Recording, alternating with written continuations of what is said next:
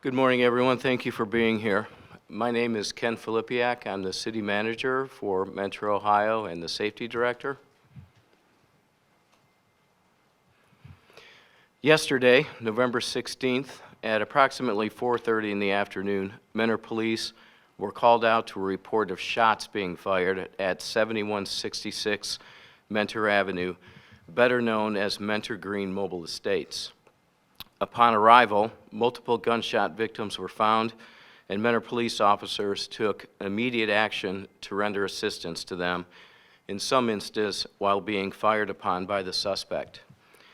In total, 4 victims sustained gunshot wounds at the hands of the suspect, 2 of whom were pronounced dead at the scene, a third succumbing to his injuries after being transported to the Mentor Cleveland Clinic Hospital, and a 4th who survived with serious injuries. The suspect also died at the scene from an apparent self-inflicted wound. In a moment, details of the incident and the victims will be provided by Mentor Police Chief Ken Gunch. But let me begin by saying, Mentor is a close-knit community, and our collective hearts are heavy this day as we process this senseless act. Our condolences and prayers go out to the families of the victims. We are not a city accustomed to this kind of violence, nor is there any history in this very quiet neighborhood that could have anticipated this tragedy. We are aiding the neighbors and friends of the victims who have been impacted by making available the resources of the Lake County Crisis Team, the City of Mentor Victims Advocate, and the American Red Cross.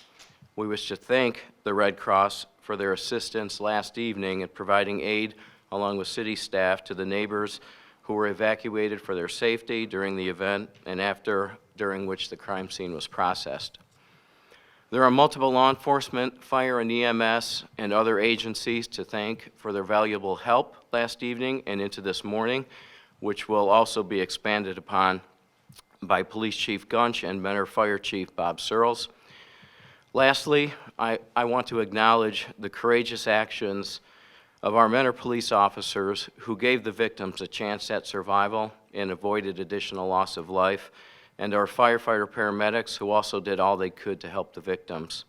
There will be an opportunity to ask questions shortly, but let me now introduce Mentor Police Chief Ken Gunch to make a statement. Thank you, Mr. Filipiak. Good morning, everyone. My name is Ken Gunch. I'm the Chief of Police for the City of Mentor. Yesterday at 4:32 p.m., the Mentor Communications Center received several 911 calls reporting an active shooter at the Mentor Green Mobile Estate, 7166 Mentor Avenue. Numerous officers responded, and the first officers arrived within 2 minutes of the initial 911 call. The first officer on scene located a female victim in the middle of the street with gunshot injuries. This victim is identified as 63-year-old Laura Colon, who lived at the mobile home park. Second victim with a gunshot injury was immediately located near a residence in the same general area. This victim is identified as 63-year-old Terrence Mathis Sr. While officers were providing aid to Laura Colon, the shooting suspect, identified as 47-year-old Jason Norris, began shooting at officers from inside of his home at number 84. The suspect fired 6 to 8 shots at the officers. The officers were able to locate covering positions while attempting to determine where the shots had come from. They quickly were able to determine the shots came from Norris's home at number 84. At this time, a third victim was located in a residence near the scene with a gunshot wound. This victim is identified as 63-year-old Charles Scala. Officers were able to evacuate him and another resident from the area, where their care was turned over to the Mentor Fire Department. An officer providing aid to Mr. Mathis, combat carried him approximately 60 yards to the end of the street, where his care was turned over to the Mentor Fire Department. A team of officers formed a tactical response team utilizing ballistic shields to remove Laura Colon and turn her care over to the Mentor Fire Department. Members of the Mentor, Lake County, and West End SWAT teams were activated and arrived on scene with three tactical armored vehicles. The teams began evacuating residents from the area. During the evacuation, and securing a perimeter, tactical officers located a fourth victim outside of unit number 85. This victim is identified as 82-year-old Thomas Galizia. Mr. Galizia was deceased at the scene. Once the area was secure, a drone was inserted into the suspect's home to locate his position. He was located on the floor with a self-inflicted gunshot wound. Tactical officers then made entry and cleared the rest of the home. Ohio BCI was notified and responded to process the crime scene. As a result of the incident, Laura Colon, Terrace Mathis Sr., Thomas Galizia, and the suspect, Jason Norris, are all deceased. Our investigation is continuing to help determine all the circumstances surrounding this horrible incident and hopefully determine the why. I want to commend the officers who responded to this critical incident. All 4 victims were shot prior to the officers' arrival, but their quick response saved lives of other residents. They reacted while being shot at and continued performing their job to protect the lives of the other residents in the mobile home park. It's a blessing none of our officers were shot by this suspect. I want to thank our law enforcement partners that worked together to end this situation.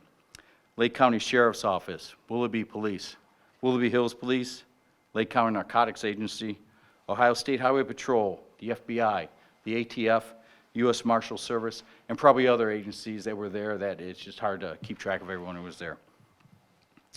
Again, we brought the situation to an end and saved lives overall at the end. I'd like to introduce now Mentor Chief Bob Searles for a statement.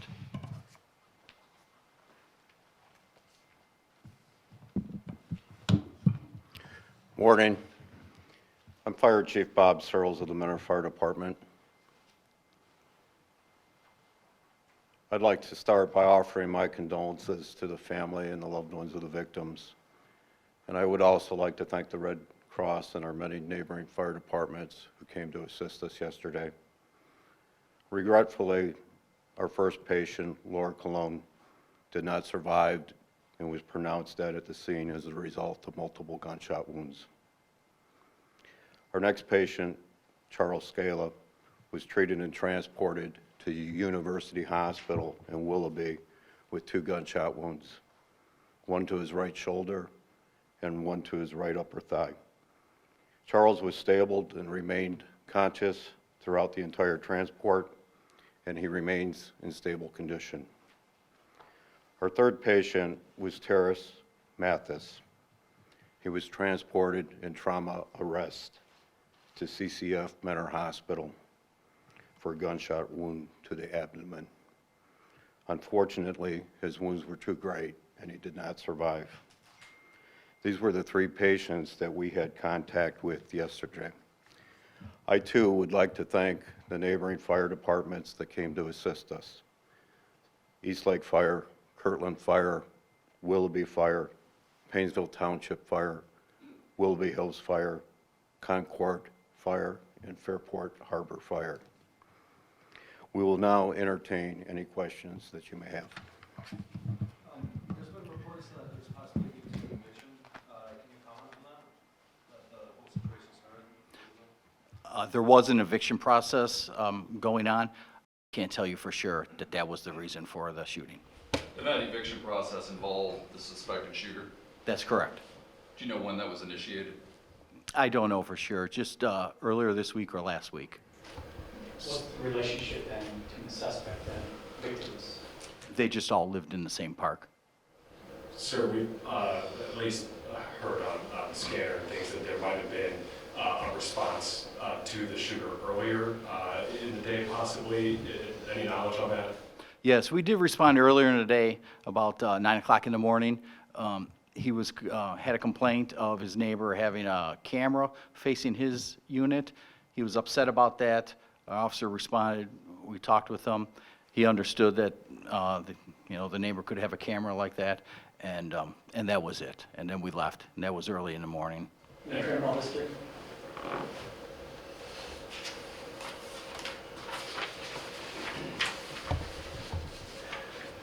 He's got a real limited criminal history. He had a OVI arrest in 1998, traffic ticket in 04, and nothing else really significant with the Mentor Police Department.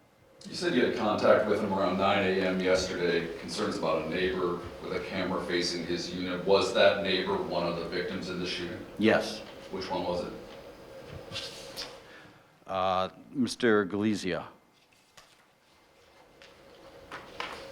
Did the suspect live by himself? He did. I believe he had a girlfriend that sometimes stayed in his place. But is it right that this is a 55-plus community? You mentioned he's 47, is that right? I don't know if they adhere to that or not. Had he had any, the shooter, had he had any other issues with any neighbors that you've learned of? Or was it just that morning upset about one camera facing his? Sure. We're still doing the investigation, talking with people, gathering all our facts, and then we can try to determine what exactly may have caused this. Did officers who encountered him earlier yesterday find anything remarkable about his mental state? Did he appear unstable? Did he appear violent? No, nothing at all. He just was upset about the camera, explained to him that the camera was able to be there, and he said he understood, and that was it.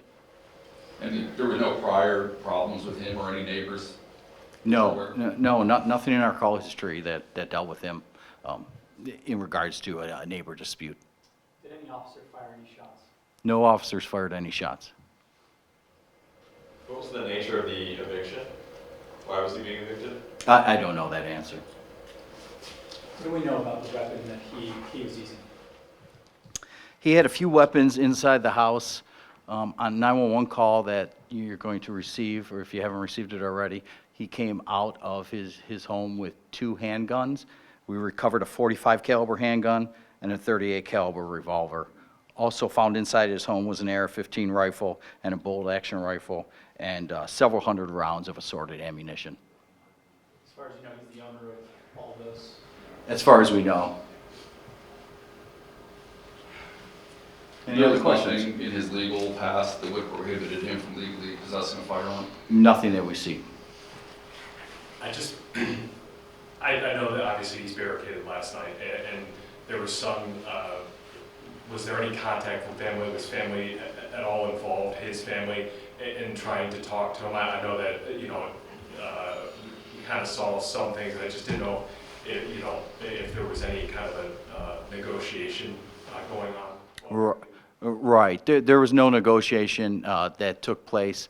By time we had evacuated all the residents and sent the drone in to see his status, we saw that he was on the ground with a gunshot wound, self-inflicted, and there was no need for any of that then. I may have missed it, but how long did he live there? I don't know how long he lived there.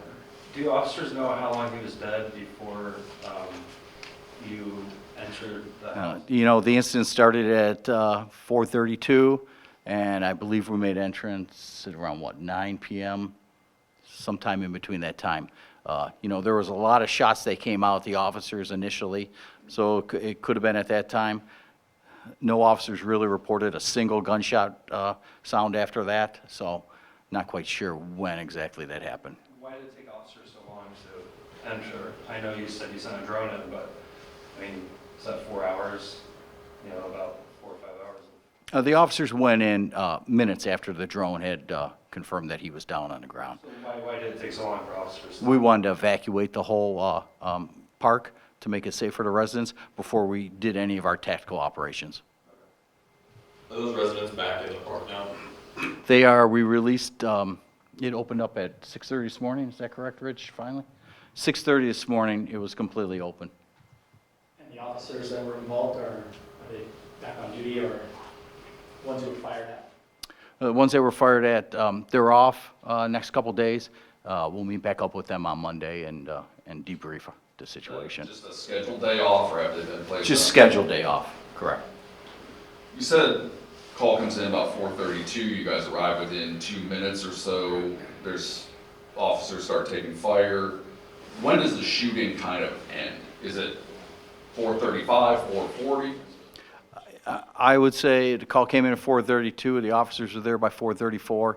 They were being shot at within minutes of arriving and trying to render aid to Ms. Cologne, so within the first few minutes. And then kind of a burst of shots, and then the shooting ends? I think there was 2 separate times of shots going on, but in a very short period of time when we first arrived. Do you know what he was using to fire on officers? Was it the handguns or was it the automatic? All right, we're not sure right now. He was inside his unit when he fired at the officers, so we're not quite sure yet.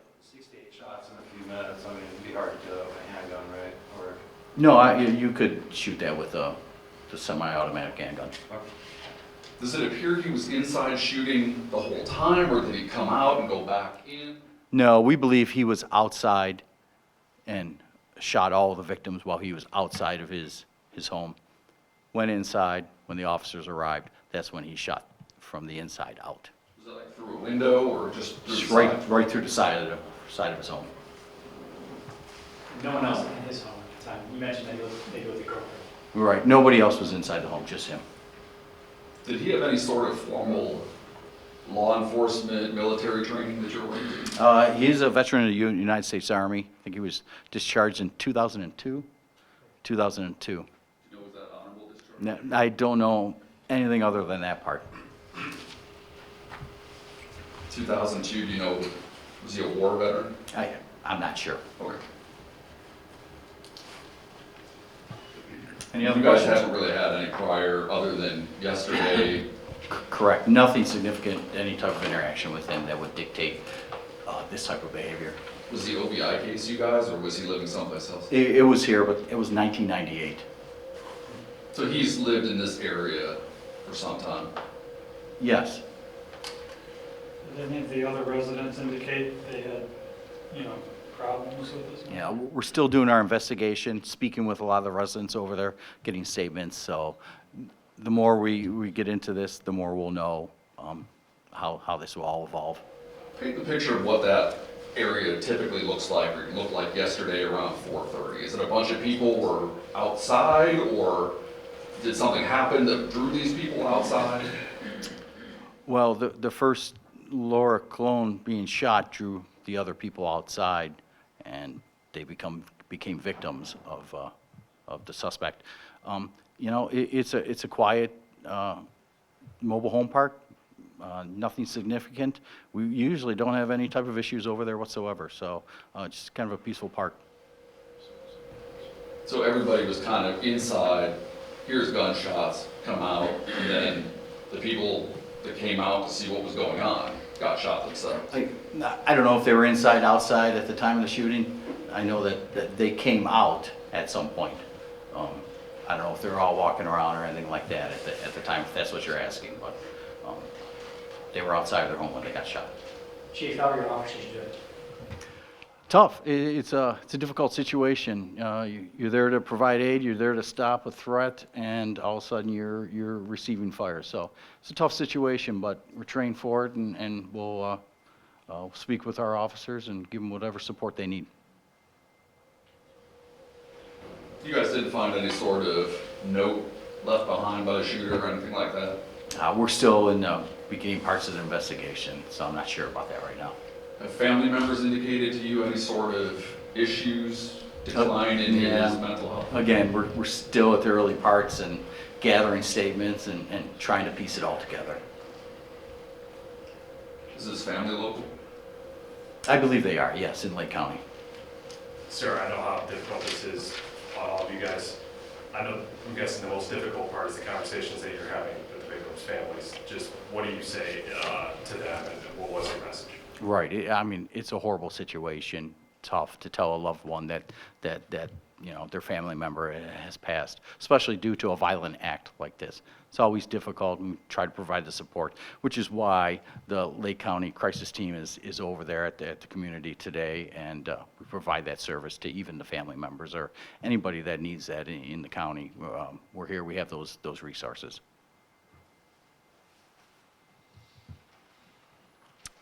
Okay, thank you.